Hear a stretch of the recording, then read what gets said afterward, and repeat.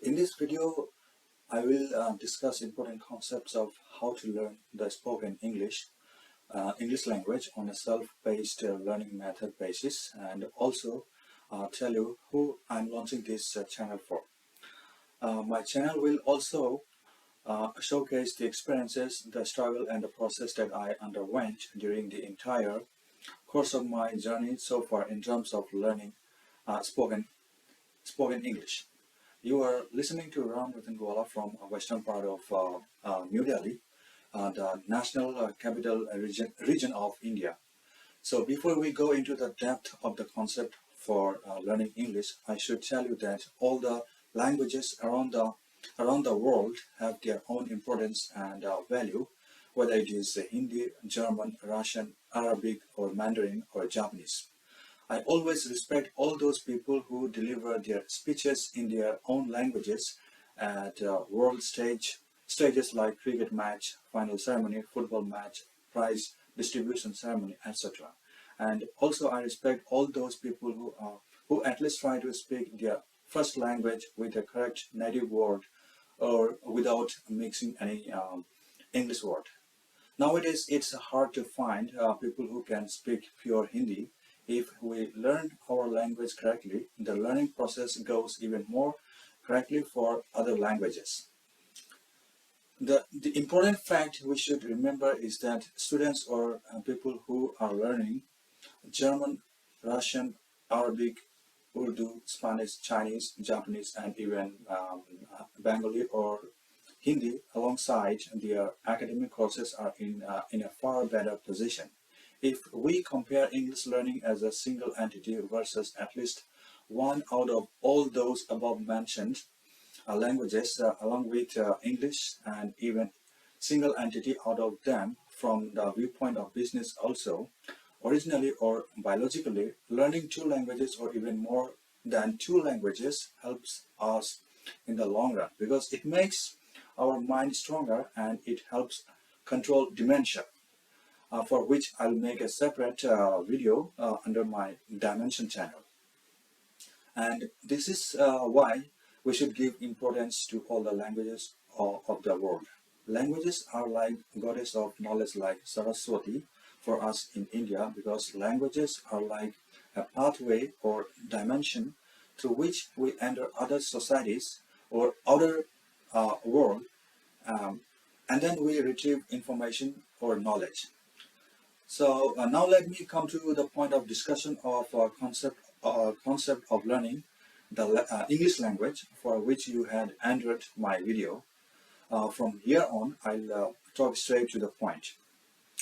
I have put standard 9 as the important transition period of your academic life. So number one, when we think of improving our spoken language, the first thing that should strike your mind is the correct pronunciation of the word and the correct way of reading the books or any content.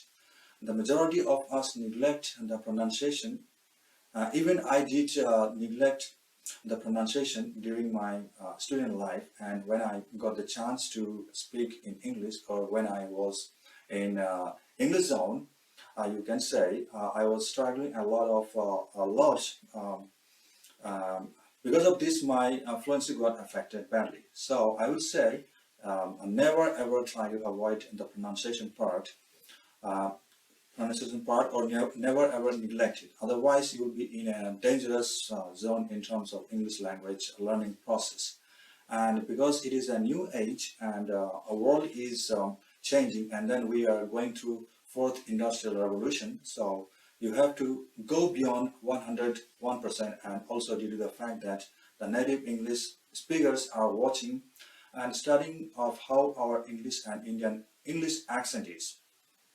So always try to follow symbols of pronunciation given in the English to English dictionary like Oxford Advanced Learners Dictionary. As an example, I have illustrated in the textbook on my right.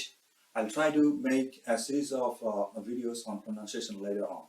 From standard 6 to 8, or some of you might call class 6 to class 8, you should have a better understanding of those symbols and their associated sounds. Number two is about grammar. I had a basic knowledge of grammar when I was in standard 7, and by standard 9 I had a fair knowledge of grammar. Believe it or not, I learned it on my own, usually on vacation. I still remember I borrowed Ren and Martin's grammar from my friend's elder sister during standard 8 vacation to understand how it feels from a book written by someone from England. So I would suggest that by standard 9 you should try to get a fair understanding of grammar. Otherwise, self-paced or self-learning process will be affected, or it will not go the way you are looking forward to. So I would say it is like a situation of by hook or by crook for you. In spite of telling you this, if you ask me to prepare lessons on grammar, I'll do that, but it will take a long process. And grammar is best understood when you learn it by yourself. So if you require lessons on grammar, let me know, and let's see how it turns out depending on the number of requests. Number 3, again by standard 9, you need to start switching to English dictionary slowly and gradually, not abruptly. If you do not understand, go bilingual and then back to English dictionary, back and forth.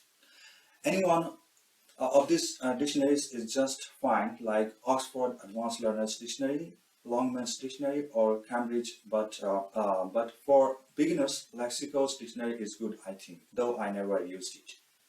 So I purchased English to English dictionary, Oxford Advanced Learners Dictionary, in 2007. So you can see here. So I purchased it in 2007. So it was so late, and you should not end up like me, and you should not do like me. By the time you appear for the final year of your college life, you should have completely switched to English dictionary. When you come out of college as a finished product to face real challenges of harsh life in a real life situation, you should have transformed yourself from translation world to English world. You should have stopped translating things when you have finished your college. Number 4, try to listen to any ongoing topic on English news channel. Never ever neglect this part also. So by the 9th standard by 11th standard, you should start listening to a foreign news channel as well, like BBC or CNN, and watch Hollywood movies in English with English subtitles initially, and try to listen to English songs. Benefits are many, like pronunciation improves and accent as well, and so on. Listening to music has some organic or biological benefits, which I'll discuss in my dissemination channel. Number 5, which is the final point of our discussion, is about how much effort you put yourself into practice. The more you practice, the sooner your fluency will develop. Only listening to and watching YouTube or any videos will not lead you anywhere. So practice is important in order for you to materialize what you are learning. You should always initiate to express yourself in English whenever you get any English environment or platform. Don't be afraid of mistakes. Mistakes are part and parcel of the learning process. Everybody commits mistakes. No man is perfect in this world, though you will always find some percentage of people who will always try to find out mistakes out of you. Howsoever you speak correctly, these types of people will always exist, and your percentage is negligible. But there are a large number of people who are waiting to praise you and appreciate you. Even whoever would be listening to you while you are speaking, they might also commit mistakes in the future, and he or she would have gone through the same level of learning process and might have committed mistakes. Remember that spoken English is different from written English. Written English requires accuracy in grammar or beyond accuracy in grammar. So do not worry about your mistakes, but remember, initiation is urgency.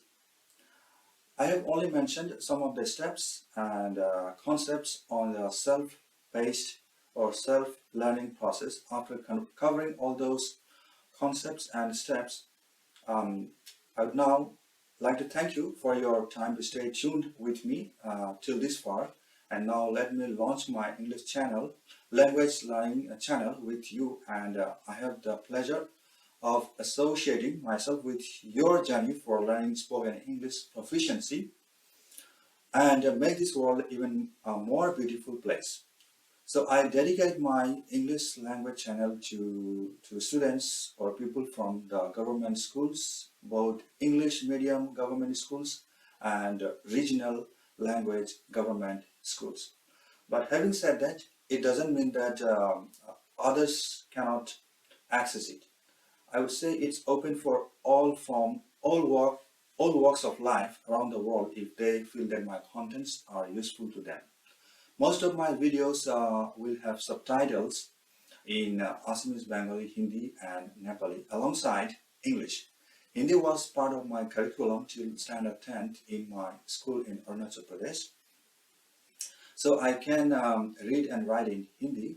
As for Assamese, I am in the learning phase from one of the YouTube channels to upgrade knowledge to a better level. And as for Bengali, I can read a little bit and understand if someone speaks slowly and in simple words. Nepali has got a Devanagari script, so I can read it. I had one of my mentors from the Nepali community and many friends from the Nepali community, so I can understand the Nepali language if someone speaks in simple words, and I can understand the Sadri language, which I believe it is spoken in Jharkhand, Chhattisgarh, and Bihar. I cannot speak Oriya language fluently, and again, if someone speaks Oriya in simple words and slowly, I can understand Oriya language as well. But the worst and saddest thing is that I cannot learn Arunachali tribal language. I could not learn it. I am mentioning all these languages as a background and not as a reference for learning English language. And learners should not communicate with me in any one of these regional languages except for your parents or guardians. As a closing note, I'd like to give you someone's name as an example from YouTube for Indian learners, as this personality interview is available on YouTube. Though there are many examples I can cite. I want you to check it out if it interests you. Otherwise, not. He is now the Indian ambassador to France, and his name is Jawad Ashraf. His accent is not like any US or British type, and his accent is beyond neutral.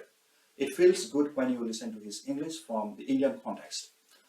I'm only referring to accent here, not the fluency part. So you should target yourself to achieve that kind of level of accent when you are in college and when you are about to finish college. So later on, it will be easier for you to learn particular accent like British accent or US accent depending on your requirement. Finally, respect your own language and respect other languages as well. There are some people who are from non-native English region who takes the greatest pride in themselves after learning English and overlook or look down on their own language, which is a part of their own culture. Always give importance to all languages, because from a business point of view, all languages will give you money in one way or the other. And a biological or organic point of view, if you see, it helps in the management of dementia. So I would say try to learn as many as languages as possible, but step by step.